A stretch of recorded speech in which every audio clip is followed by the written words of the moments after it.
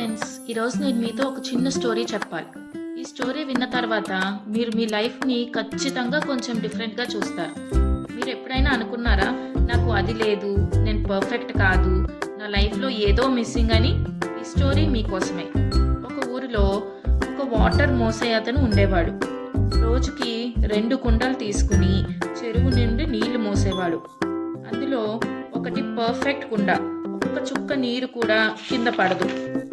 ఇంకో కుండ మాత్రం ఒక చిన్న క్రాక్ ఉండేది. దానికి ఇంటికి వచ్చేసరికి అందులో సగం నీళ్లు మాత్రమే మిగిలేవి. రోజు ఇదే జరిగేది.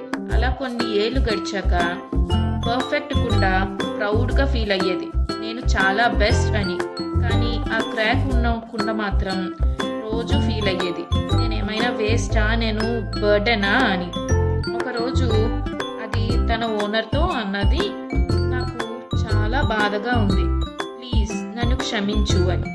అప్పుడు ఓనర్ నవ్వి అన్నాడు, నువ్వు నోటీస్ చేసావా, మన దారిలో నీ సైడ్ మాత్రమే ఫ్లవర్స్ ఉన్నాయి, ఇంకో సైడ్ ఏమీ లేవు. ఎందుకంటే నీకు క్రాక్ ఉందని నాకు ముందే తెలుసు. అందుకే నేను అటువైపు కొన్ని ఫ్లవర్స్వి సీడ్స్ వేశాను.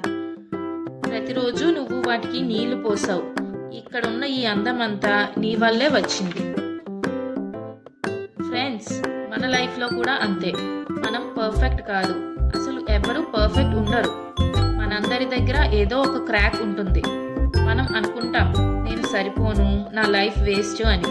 కానీ అదే మన స్ట్రెంగ్త్, అదే మన స్టోరీ.